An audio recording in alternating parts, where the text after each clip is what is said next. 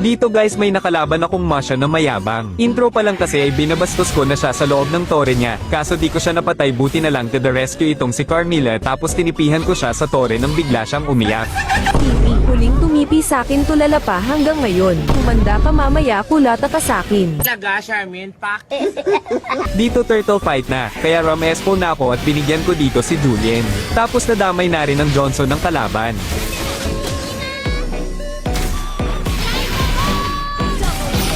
Tapos nagulat ako, sumunod din pala si Masha Batumbakal, kaya ending ubos silang tatlo.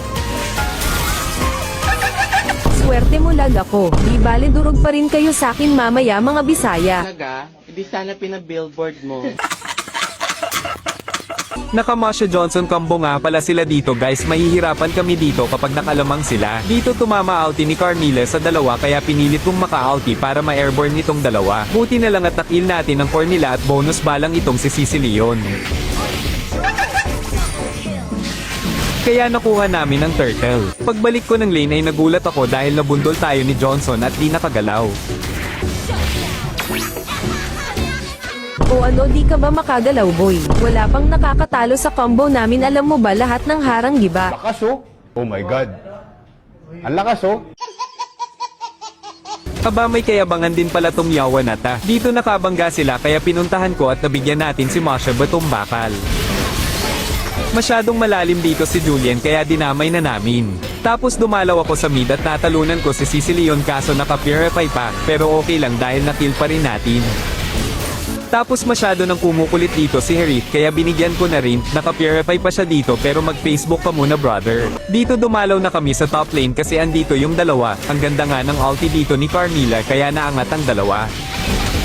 Ang kaso naghiwalay sila ni JS kaya si Masha na lang hinabol ko at nabigyan namin siya dito. Ay kulit mo talaga Gwen, seryosoan ko na nga. Tago ka na, target lock ka sakin. Kapal na mukha mo. Tapos habang nagpupush ako dito, binangga tayo ni JS pero never mind tayo dyan, focus tayo sa push. At pagkatapos ay dinamay ko na dito si JS.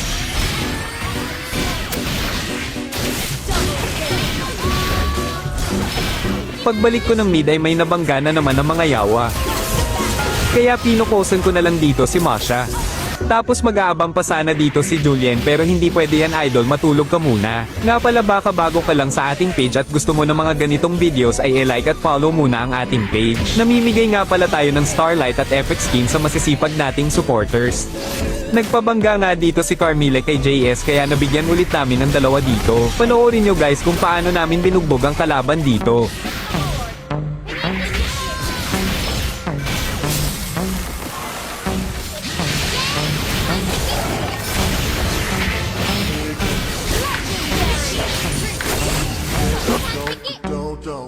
I'ma try to do the thing that you party, I just wanna play.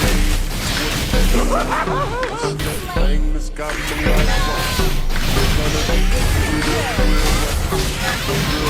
everybody, I just gotta say, back it up and drop it down low. Pick it up, girl, I'm ready to blow. Back it up and I'm spinning it on. When I go it up. Walk with the right mind. Looking like mine.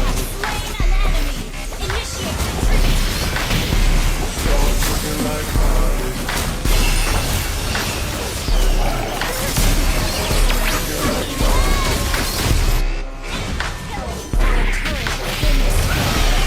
Everybody in this club looking at you, girl. How you move that thing from side to side. Fuck everybody in At dito na nangyari ang hindi inaasahan. Na-stun nga ako dito kaso hindi naman ako nakagalaw yawa. Tapos dagdagan pa nitong core namin na hilig sa kill kaya ending nabigyan pa siya ni Julien.